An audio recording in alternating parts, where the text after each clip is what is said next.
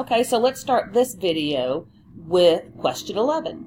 Similar to question 10, where we want to sketch the angle, we've got the point, and remember, when you're given a point, you're given a value of x and you're given a value of y. So in this case, x is 0, y is equal to -2, and that point, 0, -2, would be right here. So this has to be our answer. It's the only one that has the point, that contains the point 0, -2. And remember, that angle is not in a particular quadrant. It's called a quadrantal angle. Just, you need to keep that in mind.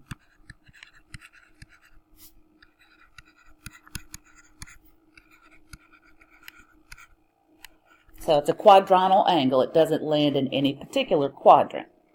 All right, so whenever we have x and y, we definitely need to find r. 0 squared plus a -2 squared equal r squared. 4 is equal to r squared, so r has to be 2. So we've got all our players in this game. We've got x equals 0, y equal -2, and r equal 2. And so you need to know for the test the different representations for sine, cosine, tangent, and their reciprocals in terms of x, y, and r. So we know that sine is y over r, so it's going to be -2 over 2, which is -1. We know cosine is what? X over r, which will be 0 over 2, which is 0. We know tangent is y over x, which gives me -2 over 0, which is undefined. And then taking the reciprocal of those, or knowing the definitions, cosecant is r over y. So this one's r over y. This one's r over x. And the cotangent is x over y. And we've got our values, so let's see. Oh, let me bring them down here. X was 0, y was -2, and r was 2. So cosecant is r, which is 2, over y, which is -2, so we get -1. Secant is r over x, so 2 over 0, so that one is undefined. Division by 0 isn't defined. Finally, cotangent is x, which is 0, over y, which is -2, which is 0. Know those definitions for the trig functions in terms of x, y, and r. So let's jump to 12. We want to find the trig function at the quadrantal angle, meaning it's not in a quadrant, it lies on one of the axes, and it's 180.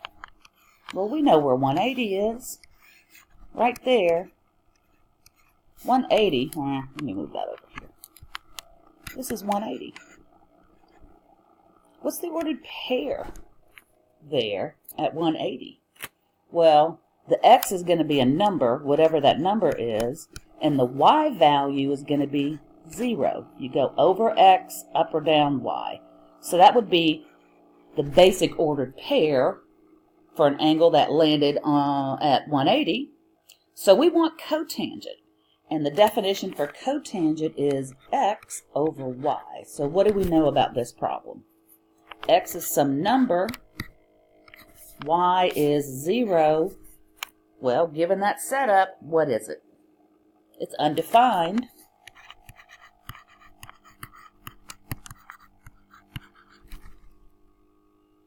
And it says to type an N if it's undefined, so we will follow that direction. We got an N.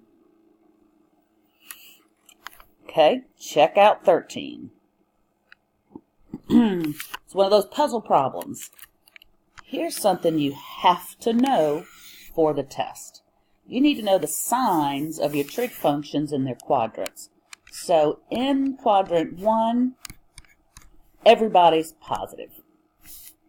In quadrant 2, you have to know that just sine and his reciprocal cosecant are positive. Everybody else is negative in that quadrant.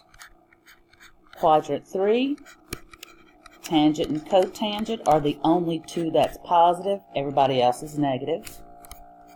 Finally, quadrant 4, cosine and his reciprocal secant are positive. Everybody else in that quadrant would be negative. So we want to find a quadrant where sine is positive and cosine is negative. Well, I know sine is positive here and here. Between those two, which quadrant is sine positive and then cosine is negative? Has to be right there in quadrant 2. Answer there would be B.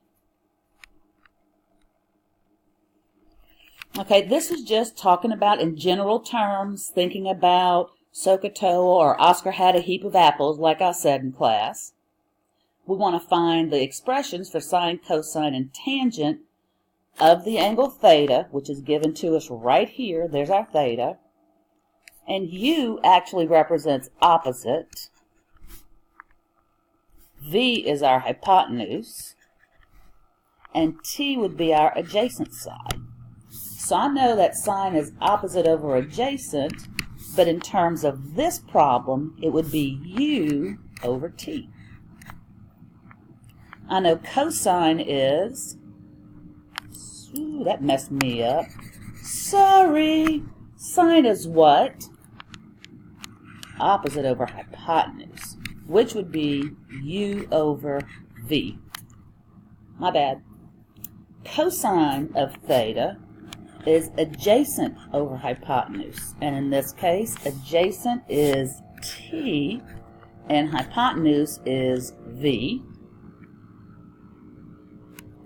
And then finally, tangent. We know tangent is opposite over adjacent, which happens to be U over T.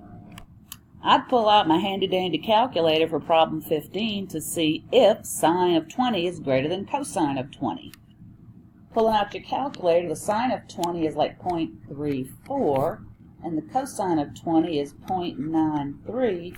I don't see that 0.34 is greater than 0.93, so that would be false. For problem 16, and on any problem, when they want you to find the exact value of a trig function, we're talking unit circle. I don't know how well you can see this color, so I should go to a different color. Partial to blue. And I just happen to have my unit circle ready. So have yours ready. Remember, you're going to have it on your test. I'm dealing with 120 degrees. So I'm going to go to my unit circle. Ta-da. I'm going to find 120 degrees, which is here. And I'm going to use that ordered pair for my trig functions. So it's a negative 1/2, then a square root of 3 over 2. So negative 1/2, square root of 3 over 2 is my ordered pair. So I should be able to fill in this table because I know I have an x value, I have a y value. I'm dealing with the unit circle, so r is 1, so I don't need my values of r. So the sine of theta is always the y coordinate, square root of 3 over 2. Cosine is the x coordinate. Tangent is y over x. Cotangent is what? X over y. So x is a negative 1/2. Y is a square root of 3 over 2. But when you're dividing these fractions, you have to invert and multiply. So I have to flip the second fraction, 2 over the square root of 3, and change this division to multiplication, and I'm going to clean this up. I end up with a negative 1 over a square root of 3. And let me tell you, on your test, you better rationalize your denominators. You'll have points off if you don't. You must simplify, you must rationalize. So for cotangent is what I'm finding, I end up with a negative square root of 3 over 3. Okay, what about secant? Secant is the reciprocal of who? It's the reciprocal of cosine. Well, I've got cosine right here, So if I take cosine's reciprocal, it becomes a negative 2 over 1, and simplify that to negative 2.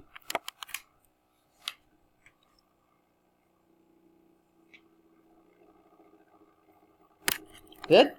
Let's check next one out. Where'd it go? All right, 17. Find the exact values of the 6 trig functions of the angle 1125. And exact means we don't want decimals, we want it based off of our unit circle. I first need to know what is the coterminal angle for 1125. So figure that out.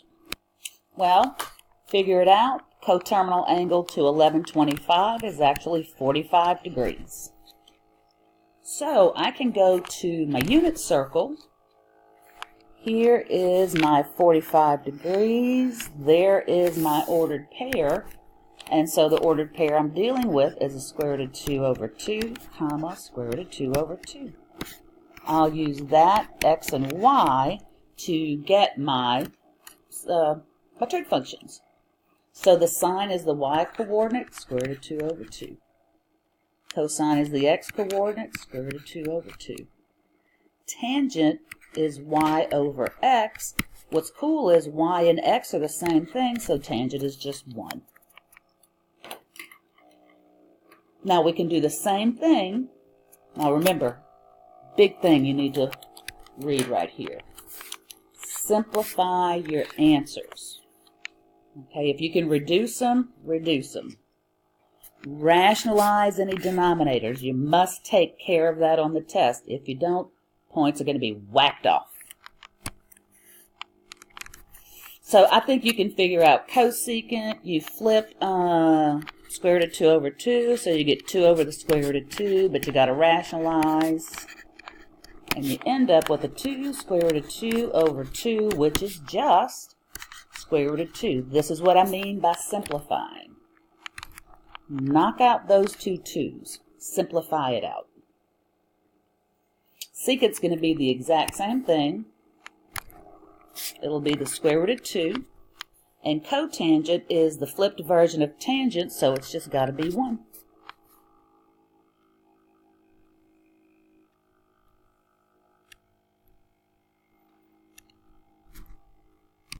This one's kind of cool because it's asking us to find all the values of theta. We're talking 0 to 360 in that interval, that have the function value where cosine is equal to a negative 1/2. Well, I'm going to use the unit circle, and I'm going to look at that unit circle and look where my ordered pairs, remember cosine is the x value, what ordered pairs have an x equal to a negative 1/2? Might happen in a couple of places. So I want to find every angle where that occurs, where x is a negative 1/2. So unit circle, x is a negative 1/2. Here is 1. Here is another spot where x is a negative 1/2. And that looks like the only one. So what are those angles? We're looking at the angle of 120, and we're looking at the angle of 240. So we just found all the angles, 120 and 240, whose cosine is a negative 1/2. Now you do the same thing for 19. See what you get. Did you figure it out? Remember, secant is 1 over cosine, and cosine is the x-coordinate of our ordered pair on the unit circle. So that means secant is 1 over x. So we need to find ordered pairs that have an x value that when I take 1 over x, it's equal to 2 square root of 3 over 3. Well, the only value of x that when I do 1 divided by x that will give me that, the x has to be square root of 3 over 2. 1 over the square root of 3 over 2